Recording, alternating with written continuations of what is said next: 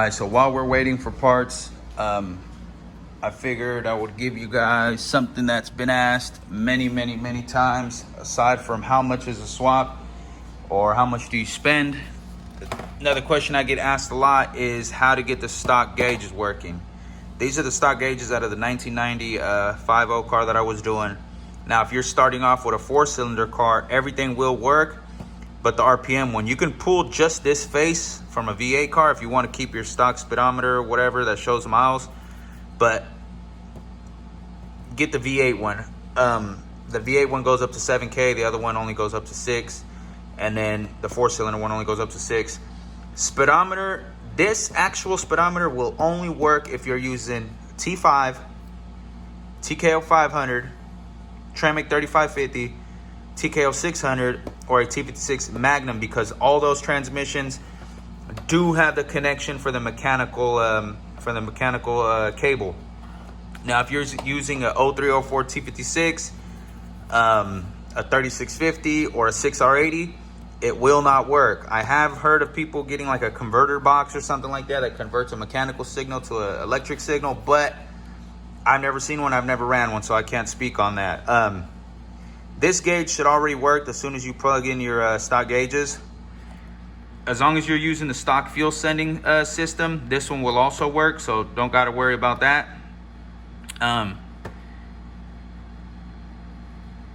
The fuel setup that I use, I have a video on that too. The fuel setup that I use for all my swaps, I got a buddy running the exact same fuel setup, and his car makes a little over 700, and it's perfectly fine. So unless you're doing something crazy, you should be fine with that, especially for an all motor application. It's more than enough. The fuel setup I use, and even if you got a blower, he has a Whipple on there and it's making over 700, and it's perfectly fine.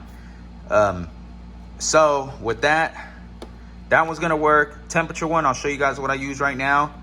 RPM Tack. The Coyote computer does not give off an RPM signal, so there's no wire you can tap into it and just get an RPM signal from. Whether you're using it on a swap car or a regular Coyote Mustang, you need one of these. Autometer 9117.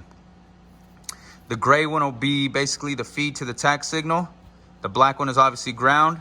And then these two red ones, they basically tie in between the purple wire that connects to all of the coils. This does its thing and converts it to an RPM signal, which will plug in directly to the back of the stock gauges. Oil pressure sensor.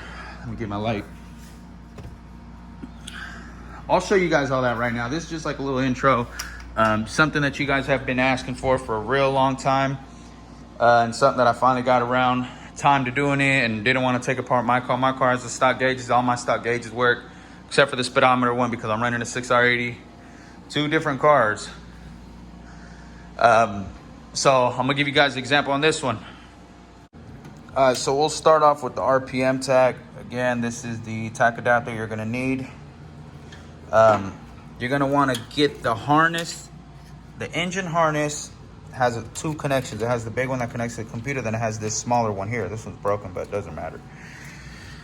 So the thick purple wire, you're gonna snip it right in the between there, and then you're gonna have the red with the green wire going towards the engine. The solid red one going towards the plug, which will eventually hook up here and go to the inside of the car or the rest of the harness or whatever. So very simple. There's a red with green, black, and a gray. The black one is obviously ground. Solid red one to the plug. Red with the green to the rest of the engine harness, towards the engine. Black one will get grounded out here. And then this gray one, I'll show you where it needs to plug into. Ran the wires like that. I loomed it. I actually extended the gray wire that was supposed to go to the Tack. I extended it, used some white I extended it all the way, and then I grounded it off there in the kick panel. So pretty self-explanatory so far. 90 to 93, it might be the same 87, 89, but look up your cluster diagram. Tack feed is pin number 11, and it says TY. So pin number 11 is there. I'm guessing it's teal yellow. I guess if that's like a teal, yeah. Teal yellow.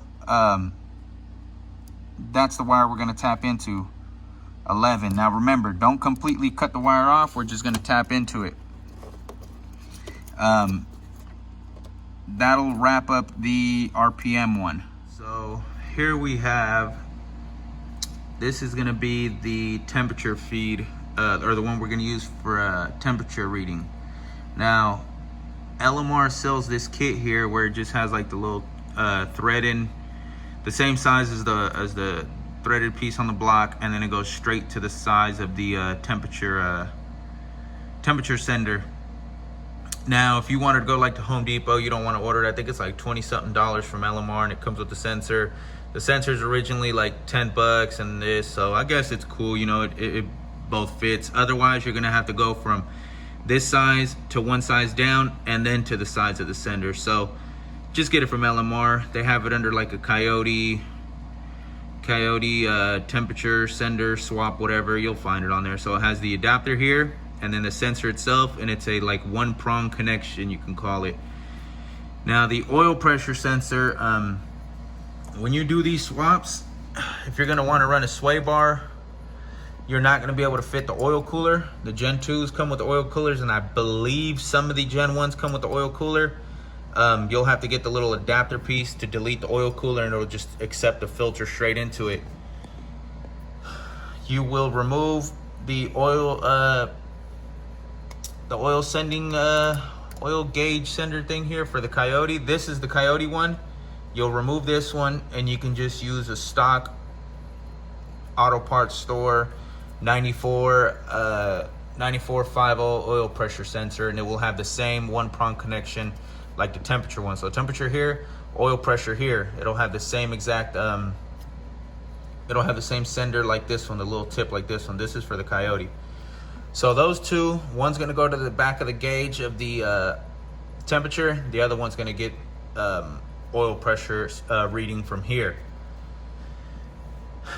Now, one thing to note, and I don't know how true this is, but the SCT handheld on my white car, it reads exactly like the gauge does. On the red car I just recently did, the SCT handheld reads a little bit higher temperature than the Dakota digital gauges. The Dakota digital gauge is pretty much the same idea. It runs straight into the block, and it sends a feed to the back of the gauge. Now, from what I've read, the SCT handheld gets its temperature reading straight from the back of the cylinder head, where the temperature will be hotter, obviously. And this one reads the temperature from the side of the block here. Now, which one's more accurate? Which one do you want to go based off of? That's up to you. But if my car ever does get hot, I turn it off immediately, or I'll figure something out. So this one's fine for me in my situation. So here, temperature, oil pressure reading here. Now, the only difficult part of this, if you want to call it that, is going to be the RPM tack, and we'll get to that one here shortly. What I'm going to do first is I'm going to run the wires for the temperature and the oil pressure one first. If you don't have color coordinated wires, you can do something like this. This is just how I'm going to use, what I'm going to use to feed it through. Blue one is obviously for, let's say, water, because you know everyone sees blue, thinks of water, so we'll use that one for the coolant temperature. And then yellow, we'll use it for the oil pressure, and then I just put some color tape on the other side so you know which is which once you feed it through. Or you can use different color wire. I do have different color wire. Again, this is just what I'm going to use to feed it through, just to give you guys a quick demonstration. And then I'll show you guys the graph right now for the back of the gauge. You can use the OEM connectors that come on the small block Ford or the 4-cylinder that go to the coolant temperature sender or the oil pressure sender. But if you don't have those, this is my first time trying these. These work. They clip on there. They kind of even twist on there, and they're a lot tighter than those other connectors. They're just blue butt connectors. They fit on there actually pretty snug. Again, just the yellow and the blue. Yellow is going to be for oil, blue is going to be for temperature sender. So I just loomed it, 2 wires, heat shrink them, and then they will pop right in. Let me see if I can get one in real quick. So here would be the temperature one.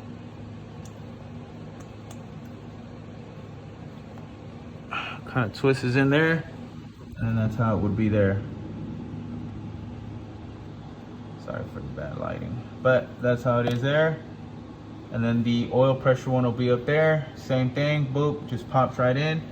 Run these through your firewall up to the back of your gauges. See, that's how it is. Obviously, it'll all be moved up out the way. That way it won't get burned or anything. There we go. You could even tighten them up if you wanted them a little bit tighter, pinch them a little bit, but these work. If not, you can get those little, like I said, the OEM connectors. So I'd run this through the firewall, up through there, and then these are gonna go to the back of the gauges. I'll show you how I did the Tack adapter one, and that is it. Very, very simple. So here's the Tack adapter one. This one has the wire that connects from the back, from the Tack adapter, and then the OEM wire. Really, you could probably just cut it. Yeah, you could just cut it and go straight to here. You don't have to continue the wire, but no, you shouldn't have to. No, maybe no. Yeah, because I don't know, I would just leave it. You might not have to, but there, that's that one. I'll do these other ones the same way. Again, coolant temperature is going to be pin number 3, red and white. Here we go. There's pin number 3, red and white. That one's going to be for the coolant temperature.